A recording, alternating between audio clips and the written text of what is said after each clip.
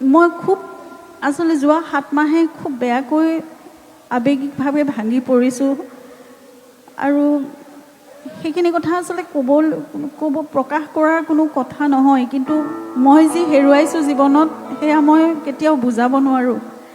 কিন্তু বিহুৰ প্ৰথম দিনাখন মই তেওঁৰ লগত মই সদায় আসলে কথা পাতোঁ।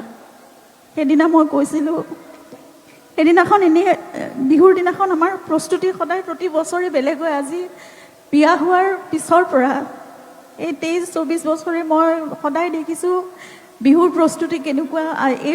এই দিনটোত সেই দিনটোৰ পৰা আৰম্ভ কৰি কেনেদৰে কি পিন্ধিব, কি কৰিব, কেনেকৈ ক'লৈ যাম, 1.5 মাহ 2 মাহৰ বাবে আমাৰ প্ৰস্তুতি, গোটেই ঘৰখনত মানে কেনেকুৱা এটা পৰিৱেশ থাকে। কিন্তু সেইদিনা সকলো একেবাৰে নিস্তব্ধ, কিবা একো নাছিল শূন্যতাৰ বাহিৰে।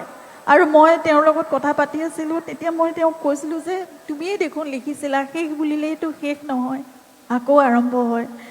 ক'ৰবাততো এয়া চলি থাকিব লাগিব, নতুন আৰম্ভণি হ'ব লাগিব। তোমাৰ মোৰ যাত্ৰা ইমানতে শেষ নেকি? ক'ৰবাততো এটা নতুন যাত্ৰাৰ আৰম্ভণি আকৌ হ'ব লাগিব নহয় গল্ডি? আৰু সেই যাত্ৰাটো ক'ৰ পৰা কেনেকৈ হ'ব, কি কৰিলে হ'ব? চাগে তেওঁৱে মোক সেয়া বাট দেখুৱালে। প্ৰথম দিনা লতাশিল বিহুলৈ গ'লোঁ, মই লতাশিল মঞ্চলৈ গ'লোঁ আৰু মই কথা পাতিলে, মই প্ৰাৰ্থনা কৰিলে মোৰ এনেকুৱা লাগে তেওঁ সদায় শুনে আৰু তেওঁ মোক সদায় কিবা এটা উত্তৰ দিয়ে। আজিও চাগে সেয়াই বাট দেখুৱালে তেওঁ মোক, আৰু ইয়াত আহি থিয় হ'বলৈ আপোনালোকৰ আগত তেওঁৰে সেই কেইটামান শব্দ, তেওঁৰে শাৰী কেইটামান, তেওঁৰে কথা, তেওঁৰে ছন্দ, জুবলিৰ সুৰৰ মাজত, তেওঁৰ সুৰৰ মাজত আপোনালোকৰ আগত দাঙি ধৰিবলৈ মোক সেইখিনি সাহস দিলে। মোৰ লগত সদায় থাকক তেওঁ, মই সেয়াই কামনা কৰোঁ। আপোনালোকে আশীৰ্বাদ কৰিব।